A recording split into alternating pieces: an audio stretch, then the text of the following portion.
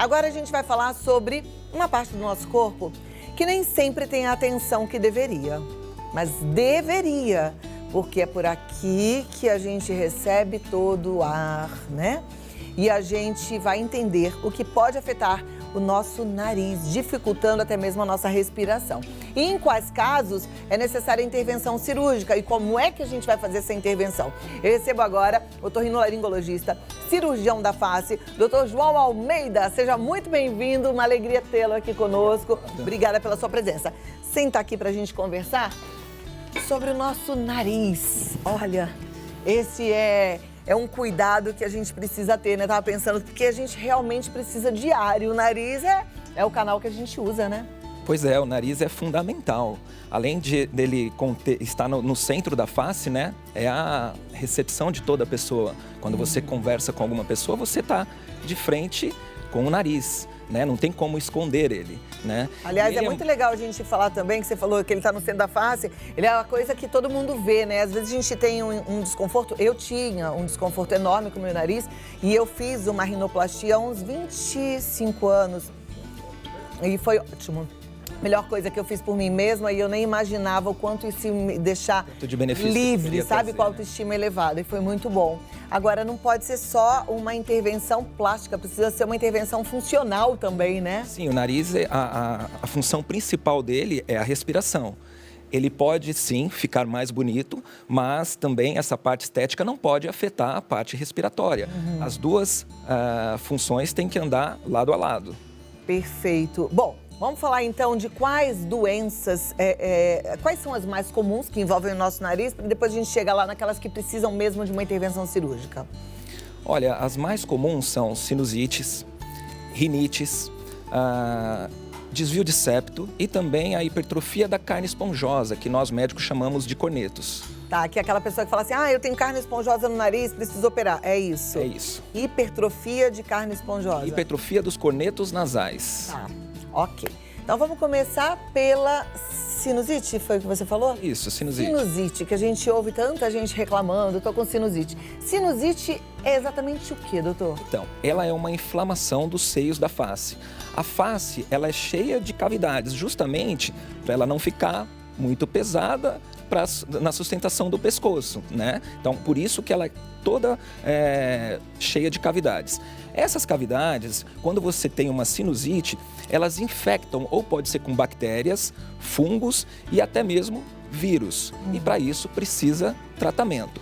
O que pode desencadear mais vezes ou a repetição dessa sinusite é o próprio hipertrofia do corneto e também desvios de septo. Aquele paciente que não respira bem e, consequentemente, faz sinusite de repetição, precisa passar por uma abordagem, uma avaliação médica para ver a real necessidade de cirurgia.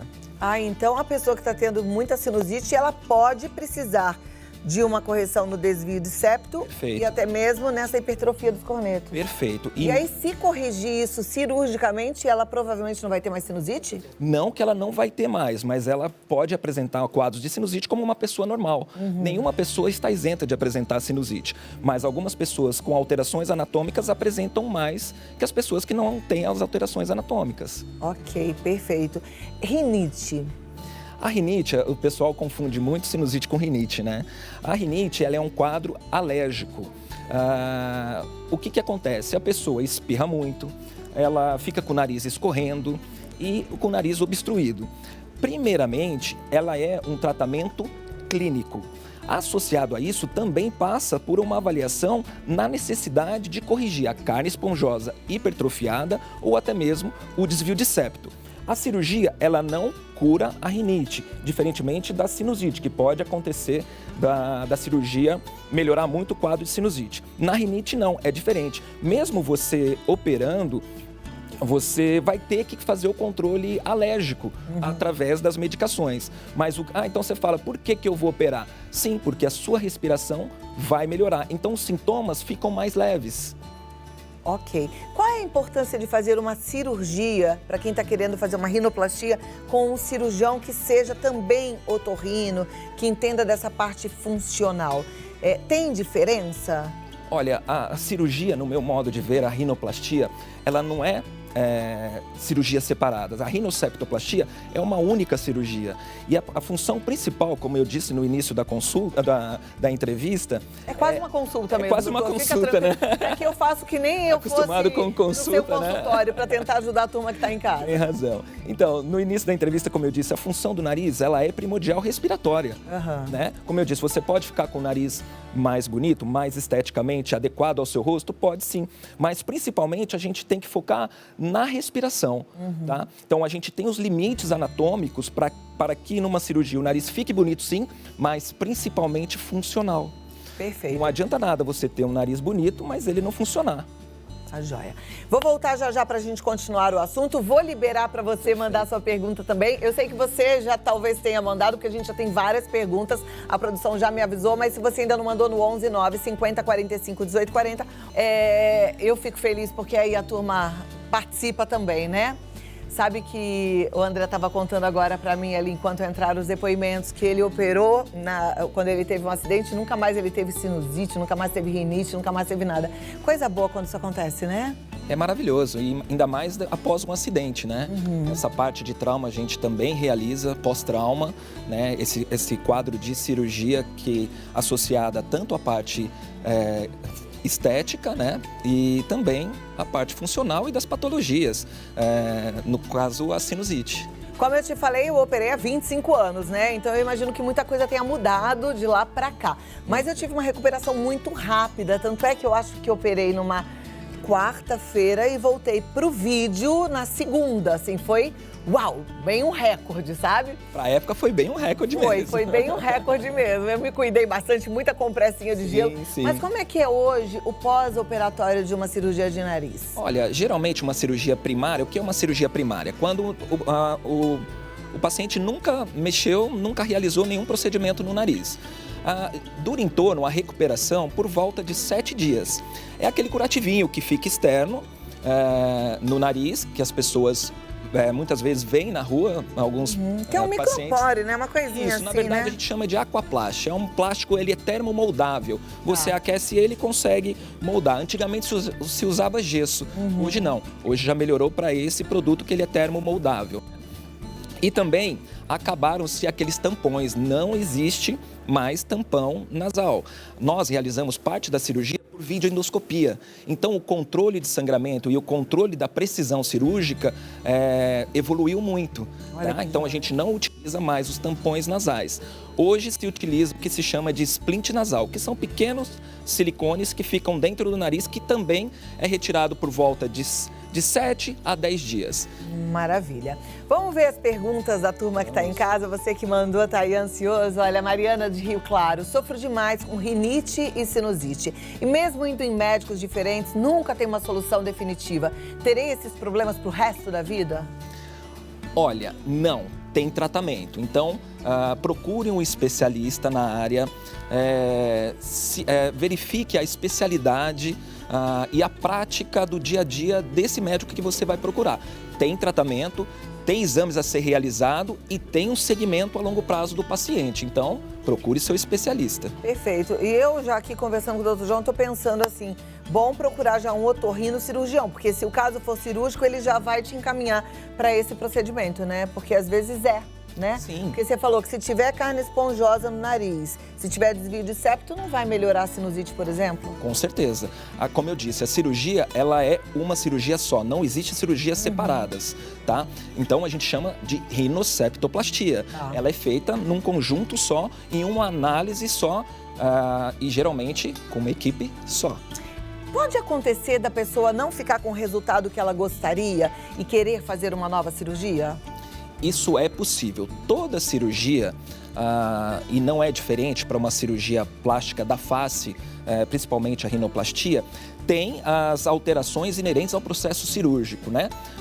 Pode ocorrer infecção, pode ocorrer sangramento, pode ocorrer retrações cicatriciais e isso pode dar um aspecto diferente daquilo que a gente esperava.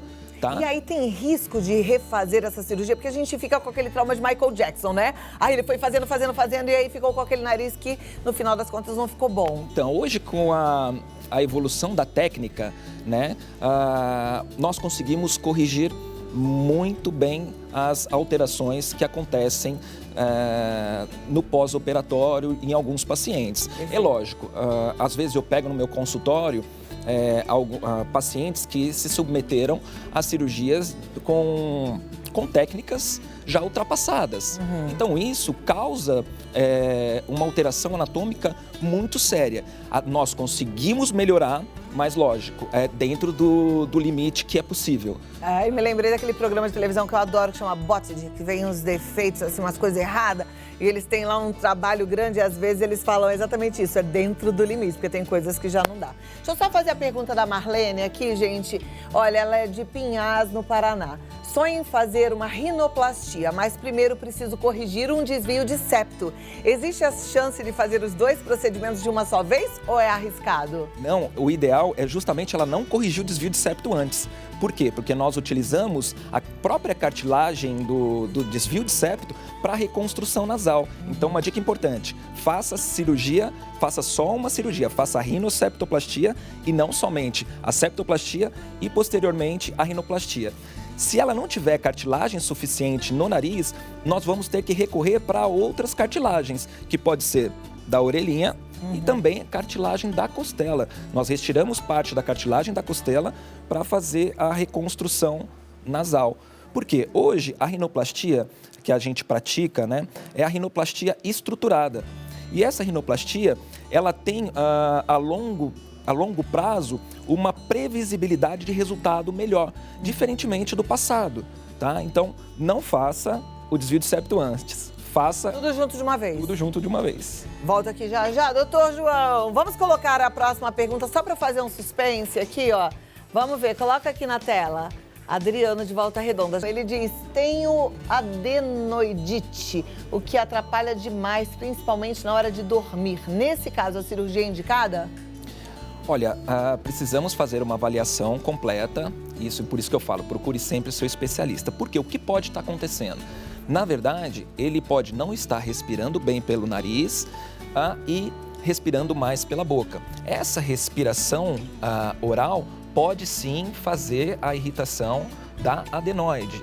E nós temos que avaliar se ele tem realmente uma hipertrofia. Se ele for um paciente mais velho, geralmente a adenoide está regredida. Aí temos que pesquisar outras coisas. E também verificar a parte do sono e a apneia do sono, que é um quadro que a gente também tem que investigar nesse... Olha, gente, sono, apneia do sono, ronco, isso é assunto sério, tá? A gente ridiculariza, às vezes, as pessoas que roncam, né, que tem apneia, fala, ai, me dá um susto. Mas isso é coisa séria, porque pode, inclusive, ser aí uma predisposição para um problema cardíaco. Sim, com certeza. Aumento de pressão, casos de depressão também. Há dados também que as pessoas infartam mais durante o sono. Por quê? Porque, na verdade, quando ela não oxigena o pulmão, o coração bate muito mais forte para poder levar sangue com oxigênio para a periferia do corpo. Com isso, por exemplo, o paciente acha que está dormindo, mas o coração dele está praticando uma atividade física. É aí que acontece a maioria dos infartos, que é durante o sono. Então, por isso que tem que pesquisar essa parte da apneia também. Se você não vai ao otorrino há muito tempo, vá. Doutor João Almeida aqui. Tenho pólipos nasais e morro de medo que se tornem malignos. Isso é verdade ou um mito? É a Giovana de Santa Leopoldina. Os pólipos nasais, a grande maioria são benignos, tá? Mas precisa avaliar, porque assim, muita gente vê uma massinha dentro do nariz e acha que é pólipo. Não, isso tem que ser diferenciado. Pólipo em si não é maligno, mas temos que diferenciar para outras doenças que podem sim ser malignas. Como é que se descobre um pólipo nasal? Na própria consulta, nós realizamos um exame que chama-se nasofibroscopia, que nós notamos por dentro da mucosa. Nasofibroscopia. É aquele que enfia um caninho no nariz e vai até lá embaixo? Já fiz esse negócio. Esse mesmo. Tudo bem, gente. Depois não mata, não, tô aqui viva. A gente complementa com exames de imagem, uma tomografia e até mesmo uma ressonância, dependendo de cada caso. Joia. Não se identificou, mas ela diz assim, ou ele, nunca sei se tenho sinusite ou é rinite com I, ou rinite, qual é a diferença? Então, a rinite, ela é um quadro alérgico que precisa ser tratado com medicação e também ser avaliado para a necessidade de alguma correção de desvio de septo, de carne esponjosa. A sinusite é uma doença infecciosa que pode ser causada por vírus, bactérias e também fungos. Então, a rinite é um quadro alérgico, a sinusite é um quadro infeccioso. Joia. Ana Paula de Uberlândia, ela diz: tenho regularmente quadros alérgicos de rinite, principalmente quando o tempo está seco. Tem algo que pode ser feito como tratamento paliativo, não sendo necessário tomar remédio sempre nessas situações? Olha, o quadro paliativo que a gente orienta é uma higiene ambiental, né, para as pessoas que são alérgicas à poeira, ácaros, manter a casa sempre limpa e arejada e fazer com frequência lavagem nasal com soro fisiológico. Isso ajuda muito, mas temos que, mais uma vez, investigar o caso dela e ver a necessidade e o tipo de tratamento, ser medicamentoso ou ser o tratamento medicamentoso associado à cirurgia. Aqueles remedinhos que pingam no nariz, tem agora um que dizem que é para rinite, eles funcionam? Pode ser usado ou ainda é aquele grande mal de antigamente? Então, o que as pessoas costumam utilizar no seu dia a dia são os vasoconstritores nasais. Esses remédios não são benéficos, principalmente para um quadro de alergia. E muitas vezes as pessoas usam isso cronicamente. O nariz, a mucosa nasal, ela funciona como um meio de absorção muito, muito grande. Tá? É uma via de administração de medicação. Então, esse tipo de medicação não vai só apenas fazer a vasoconstrição nasal, mas também vasocontrair todo os vasos do corpo. Muitas pessoas podem chegar até a infartar com o uso crônico desse tipo de medicação. Olha que perigo, hein, gente? O Diego de Penedo, ele diz assim: é Penedo, mas é Penedo em Alagoas? Que legal. Sangramentos nasais frequentes podem indicar um problema sério de saúde? Excelente pergunta. Precisa sim se preocupar. A grande maioria dos sangramentos, eles são inofensivos. É um vasinho, uma artériazinha que rompe, né? Como a mucosa nasal é muito irrigada por artérias, pode romper um quadro e sangrar. Um quadro de rinite também pode acarretar esse tipo de problema, mas também outros casos, como tumores, também pode causar sangramento. Então, mais uma vez, tem que procurar um especialista para poder fazer uma avaliação mais profunda do quadro. Mesmo que seja esporádico esse sangramento? Mesmo que seja esporádico. Mesmo que seja esporádico, tem que pesquisar, tem que investigar. Joia. Próxima pergunta na tela. Vocês estão participantes hoje, hein? Coisa linda. Elisângela de Itabaiana, no Sergipe. Eu, em uma videolaringoscopia, o otorrino detectou uma faringite. Qual o especialista ideal para o tratamento? O especialista ideal é um otorrinolaringologista, né? Tá? Mas também, muitas vezes, as laringites podem ser causadas por refluxo. Refluxo esofágico, gastroesofágico. Aliás, tem muita gente com refluxo pós-Covid. Sim, e aí indicamos um especialista, que é o gastroenterologista, para avaliar a parte gástrica, para ver como que anda esse quadro. Por conta do refluxo, essa faringite, um gastro. Um gastro. Tá. Vamos lá para a próxima pergunta, da Sandra de Aracuai, em Minas Gerais. Acordo quase todos os dias com um pigarro que me incomoda, principalmente quando tomo água gelada ou água com limão. O que pode ser? Pode acontecer dela estar apresentando uma obstrução nasal e respirando bastante pela boca. Isso pode causar esse tipo de irritação e também investigar causas de refluxo. Eu fico pensando muito nessa coisa do refluxo, porque tem muita gente que nem faz ideia de que pode ser refluxo, né? A gente no porque consultório... a sensação, porque eu já tive, a sensação é de que tem mesmo um catarrinho lá no fundo da garganta, sabe? Que não vai nem volta, né? Isso, fica aquela sensação de algo preso na garganta que a gente chama, que nós chamamos na linguagem médica de globus faríngeo. É aquela sensação do que nem eu tô tendo agora. Exato. Ó, tem água aí, doutor. A Jane de Aracaju diz: tenho rinite. Gente, com I, rinite. Vou pegar no pé agora de vocês pra gente falar tudo bonitinho, certinho, escrever certinho. Fico muito sufocada, espirrando muito e quando chego a hora de dormir fica impossível, pois não consigo respirar. Tenho que passar a noite acordada e sentada, pois se me deitar fica parecendo que vou morrer sem ar. A boca ressecada. Como devo proceder nos exames? Então, ela falou certinho os sintomas que se apresentam no quadro de rinite que é esse quadro que ela está apresentando. Então, assim, o que ela deve fazer? Procurar um especialista, passar numa avaliação clínica e o próprio especialista vai indicar os exames necessários para ela dar sequência no caso e no tratamento do quadro de rinite dela. E tem que procurar tratamento. Como é que pode viver assim? Isso não é qualidade de vida, né? Tem que dormir. Muito obrigada. Eu que agradeço. Gente, doutor João Almeida, otorrino, cirurgião da face. Você que está aí pensando em fazer uma cirurgia, uma rinoplastia ou para corrigir um desvio de septo, procure um médico completo, assim como o doutor João Almeida, tá? Ele tá no Instagram, doutor João Almeida, e o telefone de contato é o 11-99223-3497. Muito obrigada. Eu que agradeço. E até a próxima. Foi muito bom conversar sobre esse assunto importante. Obrigado. Afinal de contas, a gente precisa respirar, né? E respirar bem.